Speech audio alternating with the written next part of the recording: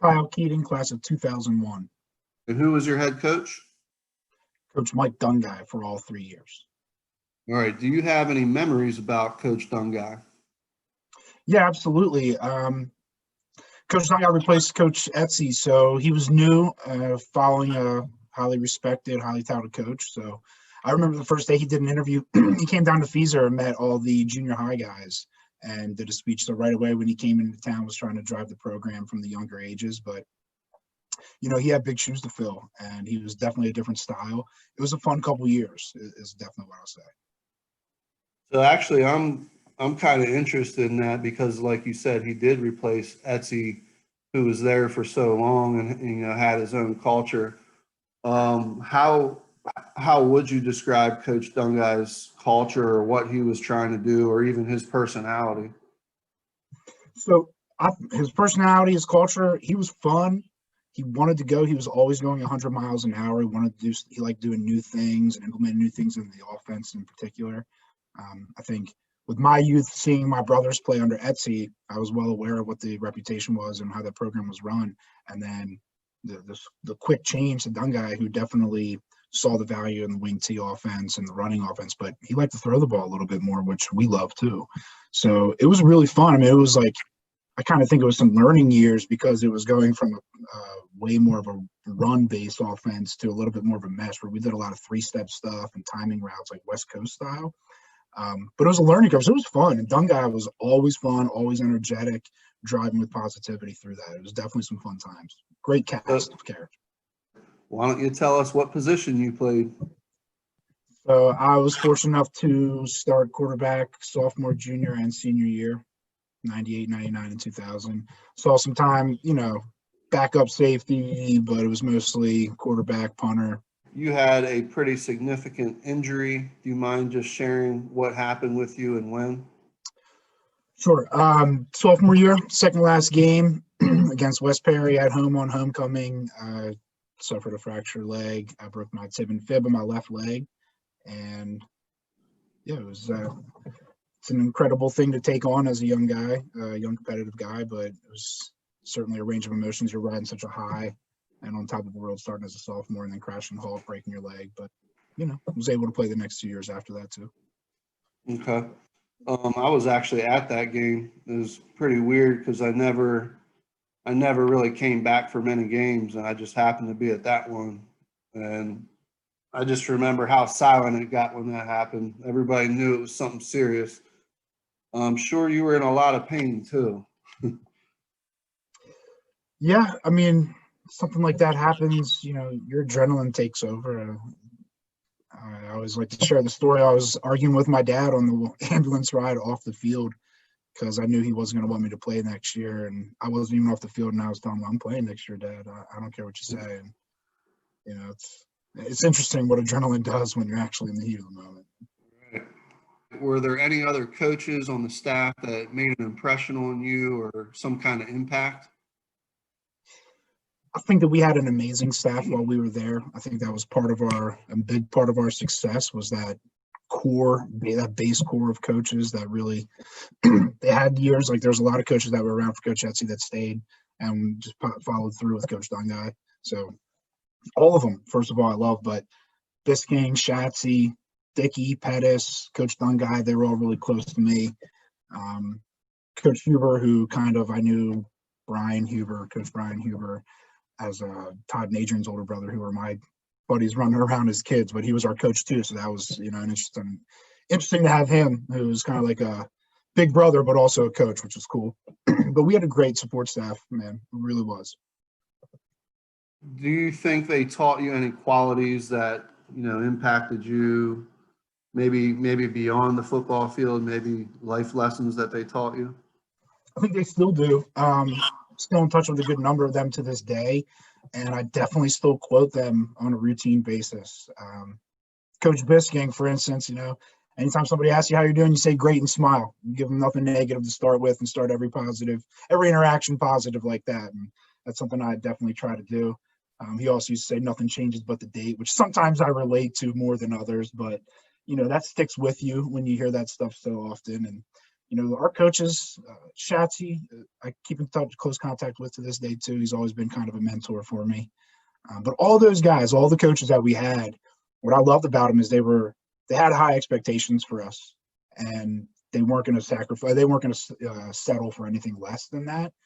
But they were so loving and supporting at the same time. So, like having both ends of that spectrum in that position of leadership, I thought was great, and we had it on consistently through the staff. You are the younger brother of a couple other Blue Raider players. Do you mind just saying? So my brother Rusty played in 87, 88, 89, Brian in 91, 92, 93. He might have been, I'm sorry, Brian might have been 90, 91, 92 the fall. Rusty was a quarterback, correct? Rusty played quarterback. Brian was a lineman. Is that right? Linebacker. Yep. Did Rusty being a former quarterback help you out or influence you at all? I'm sure it did in some way. He had me doing 5-step drops before I could even knew what they were, man. We were in the side yard, and give you some perspective. It was back in the day when we were actually teaching a 5 left or a 5 right drop, where now it's just a straight 5 back. But I remember Rusty teaching me how to do a 5-step drop to the left when I wasn't even playing organized football yet, but I was doing that. What did a typical game day look like for you? So our generation, we had a tradition that we would meet for breakfast at Cuppy's on Friday morning of game days. Home games, we had our jerseys. Away games, we had all the same ties with khakis, blue shirts. And that was game day. So it started first thing in the morning, man. Breakfast with the guys at a local place. And then I was usually pretty low key. I mean, I think I stayed calm during the day. I didn't tend to get ramped up until later on or closer to game time. So you guys had to wear ties, huh? That's interesting. I'm pretty sure I remember. I'm pretty sure we did, because I think that we all had M ties too. I think that they were all matching. Home games was definitely the name jersey, wearing your jersey, giving your name jersey out, always exciting around that. I just remember getting through the day school-wise, a welcome distraction from what was coming that night. And then once I got home, it was always getting a quick bite to eat. My mom would usually make some spaghetti or something, and then get to the clubhouse. Once we got to the field, once we got to the locker rooms, got dressed the same way every time, listened to the same songs every time. Very much a creature of habit when it came down to that. So a lot of superstitions. So what were your go-to songs? What were you listening to before the pregame? Understand, man. Anything on the Black Album, Metallica. Give me a little bit of One from Injustice for All. I like definitely Up. But then by the time we were in high school too, you gotta throw in some DMX and stuff like that too. We had a healthy mix in the locker room. I mean, I literally think I put my uniform on in the same succession every single time. I had little things I do, things you write somewhere, or you wear, like I used to wear a little piece of something that was superstitious from an Italian thing that Coach Etsy gave me when I broke my leg, actually. So I had that on my person every game I played from the time I broke my leg. Even getting to the field, then superstition's how you get ready at the field, where you warm up, what throws you make, what yard lines you don't touch, things like that. So. All right, that actually goes perfectly into the next question about what do you remember, or how did you feel running out onto the field for a home game? Goosebumps, man. When I used to get really pumped up, I used to always love hearing the drums coming off. When the band was exiting the field and it was just the drum line coming off and you heard that, it was like, okay, like that's when your blood really starts hitting. You're going to get to that emotional high before you run out to the field. And I would even say, like, coming out of the locker room after that pregame talk, and when you're just with the guys, and then as soon as those doors open, that's when it starts. You hear the drums, you're hearing the end of the pitch, the pregame talk, and then the doors open, and it's just absolute goosebumps and ready to roll from there. Running onto the field was actually like a nice release of all that pent up, like, whew, okay, let's just run, stretch the legs a little bit, calm down, and get ready for the first snap. So you mentioned those pregame speeches. Did you give any of those speeches? I think I might have from time to time.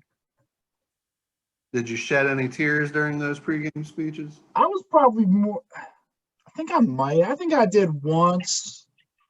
I wasn't really a tear guy. I was more of a Coach Biskin would probably tell you, I know what he would say, right? So I know that he would tell the story of my senior year, first game of the year against LD at our place. And I gave a pretty passionate pregame talk then. And I definitely used some language that he was not very happy about. And the windows were open because it was early in the year. So he was like, everybody was walking by. He's like, oh my gosh, Kyle, you need to cut it off, cut it. Yeah, so I was probably more of that style than Tears. How would you describe Middletown fans? This was a fun one to try to think of how to answer, Blasey. I think it's Middletown fans hit every range of emotion on the spectrum as a player and person. Best advice, some of the best advice Coach Etsy and Coach Biskin gave me early on was there's two people in Middletown. They get too much credit when things are going good and too much credit when things are going bad. That's the head coach and the quarterback. So what you need to do as the quarterback is keep an even keel. Don't listen to it, whether it's good or bad. Don't get too high. Don't get too low. We stay right here as an even keel. That's how you have to be successful. I got that early on because I started as a sophomore, so that helped me a lot. It helped me put things in perspective because they're a tough fan base, man. We're competitive. We're blue collar grit, and we love that about us. We have expectations. People expect Middletown teams to be successful and win.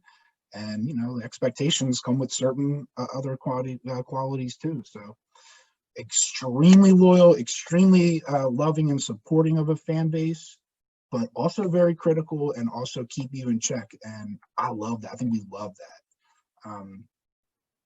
As much as I talk about my broken leg, for instance, Blasey, one of the most unique things I can tell you is that the night that I broke my leg, I break my arm in 8th grade, climb back up. We had a really good freshman year. Sophomore year, I'm on top of the world. Crashing halt comes down. When I come out of the hospital room that night when they had to brace my leg, literally from the elevator all the way down, both sides of the hall, all the way down to my room, past my room, Middletown people lined up. The nurse comes into my room. They're like, we haven't seen anything like this before. We don't know what you want to do. All these people out here are here to see you. And you want to talk about tears, like I'm fighting off tears talking about that right now because that's like something you don't forget. And that was just the beginning of the support. So it's just amazing. Like Middletown fans, it is like a family. I think I was very fortunate to have the family and friend unit to be close to me that time. But that was also Middletown fans, man. That was a town.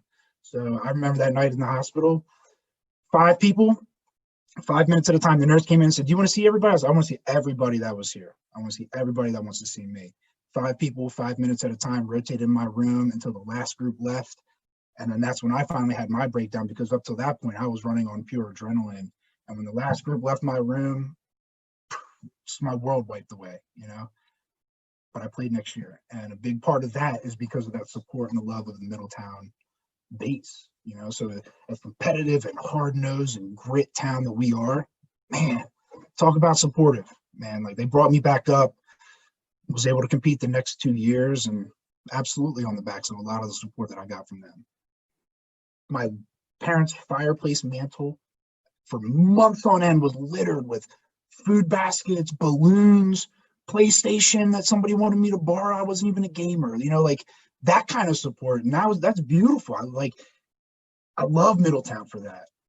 But I also love Middletown because we have that grit that I know when somebody else saw us on the schedule, as much as love and support that we outpour and take care of our own, better come to play that night because we're coming for a game. Like Middletown's on the schedule. They're tough. They're coming to hit you in the mouth. And that, like having that range was just amazing. I got to see that so much from that leg experience. Look what I got here. Actually, this is one of the props I pulled up. This is the ball that they brought me and my team all signed when my leg was in the cast and I couldn't move or anything. Just something like this, man. Like, what is this really? It's just funny how things keep value over years to you. Did you have any favorite teammates? Are you still in contact with old players and things like that? Absolutely.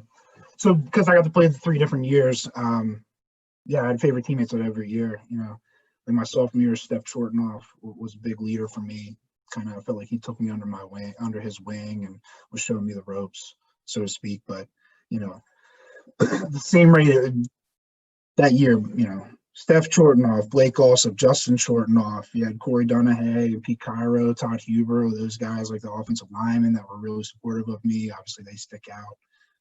My junior year, Timmy Gutschall, Andy Achenbach, Steve Selker were some of my closest friends. Still keep in touch with all of them to this day. Both the Huber brothers, so Adrian and I, now moving to my class, Adrian and I played since we were knee-high to a grasshopper, right, is the expression. So Todd and Adrian both are really close to me, but when you talk getting into my class and, you know, the Seven Stars guys, because I played Seven Stars growing up, so it would have been Adrian, Sean Cooper, Joey Spadone, a handful of other guys. And then once we got into Middletown, so once we finally got, after the CYO years, Mike Rakowski, Ryan Gravesman, my two top receivers, of course, you have to have that close-knit relationship with them. They were two of my running guys. Jay Ortiz, Joey Spadone, Eric Wagner, three of my closest friends to this day. Really everybody, man. And when you have a good team, you have a good run for a couple of years, you don't do that if you're not making friends and you don't have that cohesive unit. So really, so many names come to mind to just read the roster off and say, you know, like, these are all my favorite teammates, but, you know, those are the closest guys to me through the years. And I know there's people I didn't mention either, which, like, when I watch this later, I'm like, why didn't I say so-and-so? Right. We talked about you had some older brothers, so you might have like a long list for this. I don't know. But who were some old, like growing up, who were some older Blue Raider players that you looked up to, maybe you idolized or you wanted to be like as when you got to their age? So this was a tough question, man. I actually was trying to think of that. And Rusty and Brian, my brothers, were who I looked up to. Like that's easy. My dad told a story when I graduated. I remember, and this is how I'll put it, man.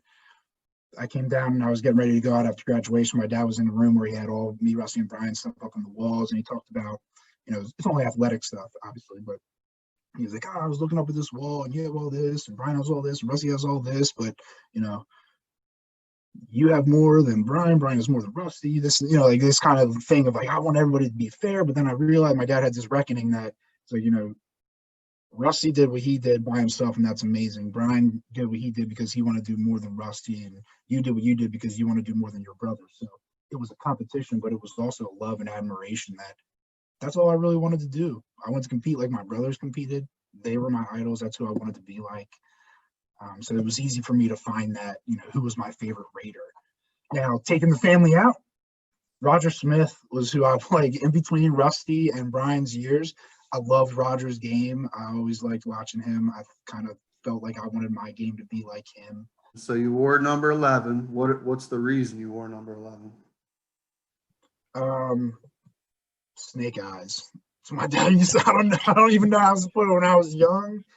I think it was Bobby Hurley that was playing that was 11. I remember saying something about liking that, and my dad called it. He's like, oh, you like the snake eyes, and he referred to it as that. I was like, snake eyes? What's snake eyes? He's like, that's 11. I was like, that's cool. I like that. So that was why I was 11, and then, you know, just kept it through the years. Who was like the number one rival for you, or what team did you enjoy playing or enjoy beating the most? Our rivals, LD, Hershey, Mechanicsburg, Palmyra. I think our years, those four were the big ones. That's one thing I wish that we didn't get an opportunity to play Steel High or McDevitt my years. And that kind of bothered me because I felt like that's like a big measuring gauge of how our teams are, right? And every year that has those two teams, you can say, well, okay, well, they beat those teams or they didn't. We didn't get to play those. That bothered me. I wish we would have. But we had a conference reorganization right when we started, if you recall. So LD wasn't even in our conference, but we played them. LD, Hershey, Mechanicsburg, Palmyra, and even Susquehanna. I think the five of us, we tended to square off. And those were the big ones. LD got the best of us my sophomore year.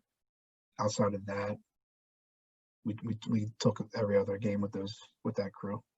Who I like beating the most? Hershey, but they were the easiest. I think LD. I like when we beat LD. Like it still bothers me that we lost to them my sophomore year. because beating LD, they were a bigger school. They were right next to us. I think that was like the school I wanted to beat the most in our years. I think Mechanicsburg and Palmyra always played us tougher. And they were always like good, hard games, but we always seemed to come out. Actually, my sophomore year, Palmyra beat us as well. But yeah, man, those are Hershey. A little bit more rewarding beating LD, but either of those schools, I like beating your neighbors. You guys had a totally different conference from what we were used to. So I remember looking at your schedules, and it was just kind of weird for me to see some of the teams you would play. Can you just briefly mention some of those kind of different teams that were on your schedule those years? Oh man, you're talking about like Greencastle, Antrim, James Buchanan. Who else did we play those years? Big Spring. That's the first time Big Spring started coming into our schedule. Did you play Shippensburg then? We played Shippensburg. That's right. But I think that's like that's when we first started playing West Perry too. Yeah, West Perry was on there. That was just with Blas. That was just going to how the PIAA was going. That was following the restructuring and the different schools changing sizes. I mean, I think in our years what was always consistent is that we played AAA ball, but we were the smallest AAA school all of those years. No disrespect, but I remember seeing some of those names on the schedule. Like, why, man? Like, why are we playing these teams? Like, why aren't we playing McDevitt? Why aren't we playing Steel High? Yeah. And that was because that was kind of like, I don't know. I feel like that was a badge. Like you were earning a badge beating those teams as a Middletown Blue Raider, and we didn't get to do that in varsity ball. And it's unfortunate, but I still think we kind of have to play the hand you're dealt, and I felt like we did that. So that's the best thing. That schedule probably, if anything, hurt us rather than helped us because we had an easy time for the most part running through the regular season. But like the last game of our season, our senior year, was James Buchanan, which that was like a practice game, and having that game going into a tough playoff game does not help your team, in my opinion. So I would have rather have that challenge than tried and tested through every week and then go into playoffs rather than having that up and down thing. I went to Lehigh University. I was fortunate enough to play all 4 years. Varsity letter winner 3 out of those years. Was 8-1 as a starter as a quarterback and 3-year starter all league punter through my career there. Yep, I graduated from Lehigh in 2005 with a BS in biology. I had a great experience at Lehigh. I think that the Middletown camps really prepared me. I was ready from a physical standpoint going to Lehigh. It was definitely just more of a mental approach. You had to mature more and get up to speed with the strength and conditioning of the college program, but I was used to that because I felt like we worked really hard here in Middletown. It was learning the X's and O's in a much more advanced playbook. That was the challenge. But it was a great experience, man. Do you have any other experiences or just comments you want to add about Middletown football, your experiences, your family's experiences, anything you want to add on top of everything you've already said? It's really just, I don't know. I think I have a pretty unique perspective having seen, both of my brothers come up in successful programs, a lot of wins through those years, the up and down of my career. Just an amazing experience. The lessons, the relationships, and the experiences over those years are ones that absolutely come up on a day-to-day basis. You always rely on those for when you're making decisions. And I think that we're all very fortunate the years that we had here. We had a really great run, and that's a huge thanks to our supporting cast of coaches, family, friends, educators, or whatever you want to call. It was great, man. We were very fortunate. The town loved us. The town was good to us. And I love seeing it follow through the next generations too. Awesome. I guess this will be the last question. Do you have any memories? I'm kind of hoping to get some funny memories, or I always ask people if they can do any impressions of any coaches or anything like that. Do you have anything? Any funny or crazy stories you can add or any impressions you can do? Oh, man. I don't know how to translate. I mean, you know how the general debauchery that goes on a day to day, it's tough to really translate and make it be funny unless you're there in the moment. Like, but something that comes to my mind is Coach Biskin used to have this clicker, right? And he would time every drop back I did in practice. And he was saying, if you're not in your throwing motion when this buzzer goes off, you're sacked. We need to be there. We need to be there. And that was every day. So it was a little box that he would carry around with a cord with like just one button. It was like a detonator. And I would say, said Hud, he'd hit that and beep, beep, you know. So one day I stole it from him and took it and ran and hit it in Timmy Gutshaw's locker. And Biskin went out looking for it, couldn't find it, comes back in, storming around, you know. And to us, it was hilarious because he looks at me, he's like, where is it? He's like, I don't know. I didn't see it. He's like, where is it? I know you have it. Then he goes to Timmy, Tim, where is it? I know one of you have it. It's like, to us, that was hilarious. I don't know how it translates to everybody else, but then it came down to him threatening of who was going to run the most if we didn't give it up. And Who gave it up? I had to fall on the knife because it was me that took it, so I knew that, and I ran for it. He wasn't happy. Us and West Perry were 8-0 going into our showdown up at their homecoming. They had Musa Smith, big running back, highly recruited, ended up going to Georgia and playing the NFL. Everything around that week was amazing. All the hype and everybody that was talking about it was crazy. When we showed up at that stadium, it was like showing up to a mini Beaver Stadium up in Penn State because we didn't dress there. It was an hour trip. We were in our khakis, tie, Letterman jacket, what have you. And as we get off the bus, there's people tailgating. There's people waiting in line for tickets. It's like, wow, man, we're out here in the middle of nowhere in Perry County, Pennsylvania. Look at all these people came to this game.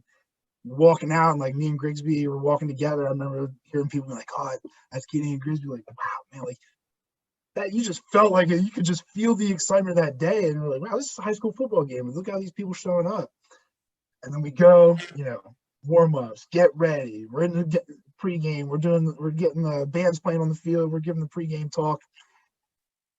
Mark Karate is walking around the locker room, and if anybody knows Mark Karate, it's a funny story coming, but the whole locker room was like the painted concrete that was slippery when it was wet. And here's Karate and his screw-on cleats walking by. Everybody's tense. Everybody's ready to go. And Karate's feet slip out from under him, and he falls completely on his back in the middle of the locker room, which at first is like, oh, you better not be hurt, right? That's what your first thought is. But all of us just started dying laughing. And it was like the biggest break that we needed before such a big game because, your emotions are high, you're wound tight, you're ready to go. And then here's Karate slipping and falling. And I remember looking at Vinny Courts and looking at me, and we're like trying not to laugh, but coaches are still staying serious. I was like, okay, man, just kind of broke the tension a little bit. Everybody got that out. All right, let's go play ball. And then we ran out and took care of business.